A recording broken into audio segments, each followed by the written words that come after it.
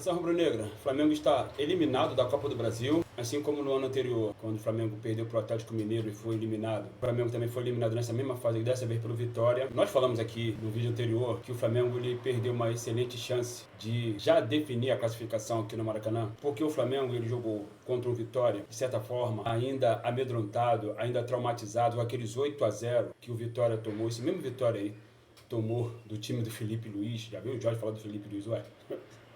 Tá na história, mano. Tá na história. 8-0. O mesmo 8-0 que o Flamengo deu no Madureira, nesse ano aí, né? No início desse ano. Ano passado o Flamengo meteu 8-0 também no Vitória. E aí o Vitória veio jogar aqui no Maracanã, ainda traumatizado com aqueles 8-0 no lombo que eles levaram na última vez, então, que eles tinham estado aqui. O que eles fizeram? Armaram uma retranca poderosa e contaram com a ineficácia do Flamengo, que é crônica, já é de muito tempo, não é desse atual treinador, já vem desde Jorge Jesus, muitas das vezes, quando o Flamengo criava muito e não concluía a quantidade, ou pelo menos metade, ou pelo menos 2, 3 que ele fizesse, né, que ele construísse oportunidade de gols. O Flamengo já vem dentro do Abel Braga, por exemplo, isso há muito tempo. Esse time aí, né, que logicamente tem agora pouquíssimos remanescentes daquele time de 2019, só tem o Arrascaeta e o Bruno Henrique. O Flamengo vem sofrendo desse problema. E ontem, de novo, o Flamengo criou, esbarrou nas suas próprias deficiências. Para piorar ainda mais a situação, o Rossi protagonizou um episódio, uma cena patética ali, que resultou no segundo gol dos caras, quando ele saiu mal, tentando socar a bola para frente. E o correto é você socar a bola para frente, né? Só que ele pegou mal na bola, né? E um goleiro da estatura dele, quando eu digo estatura, eu estou falando da condição técnica dele, não estou falando da altura dele. Sim, da altura também, mas principalmente da condição técnica, da estatura, no que diz respeito à condição técnica dele, não pode cometer aquele tipo de erro, que é um erro banal, que é um erro absurdo, que é um erro que a gente comete na pelada. E aí a bola sobrou para o zagueiro dos caras, e o zagueiro dos caras chutou, a bola ainda bateu ali no Danilo, ali na confusão, acabou entrando, e o Flamengo se viu em apuro definitivamente, e aí bateu o desespero. Até então, quando o jogo estava 0-0, o jogo foi muito pegado, né? Em 3 minutos, tinha falta por tudo quanto é lado, porque o Vitória veio para marcar o Flamengo em cima, sem dar espaço, criou um clima hostil ali no Barradão, muito diferente do clima da Arena do Grêmio, onde o Flamengo jogou em casa, parecia que o Flamengo tinha sido recebido com tapete vermelho, o Flamengo sentou na sala do Grêmio, tomou café, lanchou, jantou, almoçou, fez de tudo, né? No Barradão ontem não. No Barradão ontem, o Flamengo enfrentou um ambiente barulhento, hostil, e o Flamengo não fez uma partida digna, porque bastava empatar o jogo. E aí, aquela coisa, né? O Flamengo de novo fez uma partida como deve ser feito. Controlou o jogo com a bola nos pés. Se defendeu com a bola nos pés, como sempre tem que ser feito. Agora, o que faltou então para o Flamengo sair dali, pelo menos com o empate? Faltou concluir as jogadas em gol. Porque enquanto estava 0-0, repito, né, o Flamengo estava ali controlando as ações, tomando cuidado com os contra-ataques velozes do Vitória, porque tinha um jogador ali do Vitória, que agora não vou conseguir lembrar o nome dele, que é muito rápido, né? Inclusive tem um lance ali, que ele ficou cara a cara ali, frente a frente com o Léo Pereira, e conseguiu concluir a gol para uma ótima defesa do Rossi.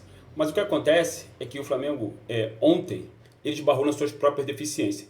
Enquanto estava 0-0, repito, o jogo estava controlado. O Flamengo estava empurrando o Vitória para trás e o Vitória tentando estocar nos contra-ataques. O que acontece é que, conforme o tempo foi passando, o Flamengo começou a se ver em apuros, principalmente pelo fato do Vitória ter aberto o placar cedo. Um golaço do rapaz que fez o gol aqui, fez o gol lá de novo, né? Um golaço, diga-se de passagem. Mas ainda assim, o Flamengo nitidamente mostrava que havia ainda um plano de jogo em ação, né? Colocando em prática o plano de jogo, empurrando o Vitória para trás, ganhando a batalha territorial, tomando conta dos espaços.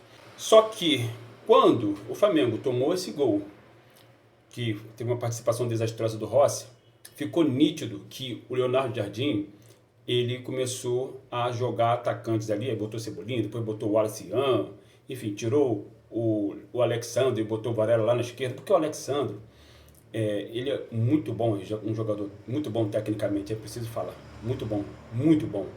Mas o Alexandre, cada vez mais dá sinais de que a condição física dele não é mais a ideal para jogar nessa intensidade que é o futebol brasileiro hoje. Ainda que o Alexandre tenha vindo de um futebol intenso que é o futebol europeu. Mas o Alex Sandro, ele está sentindo o peso dessa idade que ele tem. E aqui não se trata de nenhum tipo de etarismo, não, muito pelo contrário, porque, por exemplo, o Cristiano Ronaldo está jogando em alta rotatividade com 40 anos, o Alex Sandro é bem mais novo que o Cristiano Ronaldo. Eu acho que a questão é física dele mesmo, embora ele se cuide, é um cara privilegiado fisicamente, é um cara forte, mas a questão dele é física, física do ponto de vista da preparação. Ele hoje não consegue mais jogar, competir em alta intensidade, como competiu outrora. E aí, como você não tinha o Ayrton Lucas, o Leonardo Jardim foi obrigado a improvisar o Varela na lateral esquerda, que ele faz muito bem esse papel, já fez em outras ocasiões, e manteve ali o Emerson Royal, que está cada vez melhor, o Emerson Royal, é preciso ressaltar isso, ali na lateral direita. Tanto é que o Flamengo parece que está atrás no lateral aí do Cruzeiro, mas isso é só para o ano que vem, O que significa dizer que o erro que o Felipe Luiz cometeu, e eu falei isso aqui, quem me acompanha aqui vai lembrar que eu falei que foi um erro quando o Felipe Luiz dispensou o Vinha, emprestou o Vinha lá para o River Plate. Ah, mas o Vinha não está muito bem no River Plate, amigo.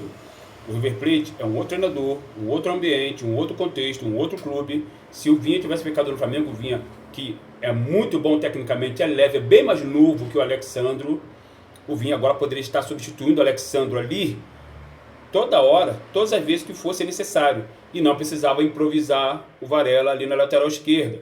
Porque o Ayrton Lucas, infelizmente, ele não é confiável de todo, não é. Ele é um cara veloz no ataque, ele é bom na recomposição, mas na marcação ele ainda é frágil. Todo mundo sabe disso, quem vê o jogo do Flamengo sabe. O Vinha não. O Vinha é um cara técnico, é um cara rápido, tanto na defesa quanto no ataque, e ele marca muito bem. É um cara que vai bem à linha de fundo, que cruza muito bem, tem uma qualidade técnica acima da média. E ele poderia estar muito bem agora servindo ao Flamengo se não fosse o erro, a burrice do Felipe Luiz de emprestar o cara, de dispensar o cara. Um outro erro que o Flamengo muito provavelmente vai cometer é se dispensar o Cebolinha.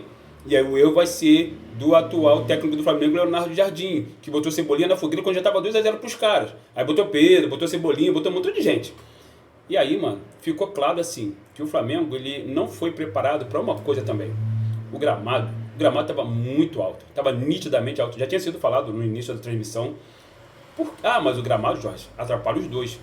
Atrapalha principalmente o Flamengo, que está acostumado a jogar com gramado baixo. Principalmente essa galera que veio da Europa, Danilo, Jorginho, o próprio Alexandro, né? Essa galera que veio da Europa está acostumada a jogar com um gramado ali ralinho. E o gramado do Maracanã, ele segue esse padrão. O gramado no Ninho do Urubu segue esse padrão. E aí, ontem, em várias ocasiões, ficou claro, principalmente nas jogadas ali pela direita, os jogadores do Flamengo tentavam trocar passes, a bola nitidamente diminuía de velocidade, porque a aspereza do campo, né, ela estava diminuindo, né, através do atrito, logicamente. O atrito com a grama estava sendo grande, quando o atrito ele é grande com a grama, a bola diminui a velocidade dela. Tanto é que teve um contra-ataque ali do Flamengo, o Emerson Royal arrancou com a bola dominada, já no final do jogo. E aí, ali já era o desespero. E aí, o Danilo, ele arranca, passa como um bólido ali, né? Lembrando sua época de lateral direito, que o Danilo, ele sim, é privilegiado fisicamente e está ainda inteiro para correr, para fazer esse tipo de jogada. Ele fez a jogada de ultrapassagem com o Emerson Royal. E o Emerson Royal tocou a bola no Danilo, como corretamente. Só que a bola, ela diminuiu a velocidade por conta do gramado. E acabou nos pés do defensor do Vitória, que interceptou, deu um chute lá para longe. Ou seja, o gramado foi mais um adversário contra o Flamengo ontem. Mas a gente não pode colocar a derrota do Flamengo na conta do gramado, não. A derrota do Flamengo tem que ser colocada no que o Flamengo não fez, no que o Flamengo conseguiu não fazer. Porque ontem, de fato, ali, quem teve um pouco mais de espaço para jogar, apesar do curioso plano de jogo do Vitória, foi o Jorginho. Porque o Vitória, ele recuava as suas linhas praticamente colocando seus jogadores dentro da área. E em várias ocasiões o Jorginho tinha ali um latifúndio para dominar a bola, pensar, olhar para onde ele vai lançar, para orientar os jogadores do Flamengo, que o Jorginho é um técnico dentro de campo. E eu estava achando muito estranho essa estratégia do Vitória de liberar o Jorginho de marcação. Logo o Jorginho, que é o pensador do meio campo.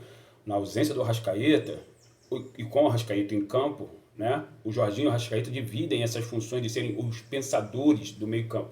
Pulgar, às vezes, também faz muito isso, mas o Pulgar nem sempre que faz muito isso o Jardim, até porque o Pulgar ele não tem tanto a característica de dar bons passes. O Pulgar é mais marcador, é mais mordedor, né? É bom cabeceador, bate bem falta, inclusive fez um golaço, né, pelo Campeonato Brasileiro, contra o mesmo Vitória lá no Barradão. Mas ontem não tinha Pulgar, não tinha Arrascaeta, só tinha ali o Jorginho pensando o jogo no meio campo, tendo liberdade para isso, mas ainda assim não foi suficiente para que o Flamengo saísse ali pelo menos com empate que lhe daria vaga na fase seguinte da Copa do Brasil, que significa dizer que mais um ano nós vamos passar sem ter a oportunidade de conquistar a tríplice coroa. Eu pensei sinceramente que esse ano, com o técnico Leonardo Jardim, que é um pouco mais experiente que o Felipe Luiz, é óbvio que ele é um pouco mais experiente que o Felipe Luiz, por ter mais tempo de estrada, mais tempo como técnico, o Flamengo conseguiria ter a tríplice coroa.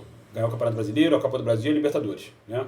De novo, esse ano o Flamengo fica pelo caminho, na mesma fase, e agora tem uma frente dupla, não mais uma frente tripla, tem uma frente dupla, e aí agora o Flamengo vai ter mais tempo para descansar, mais tempo para treinar, e consequentemente eu espero melhores apresentações daqui por diante, porque não pode mais também colocar a culpa no cansaço, né? Porque o elenco do Flamengo é robusto, ele é gordo, ele é enorme.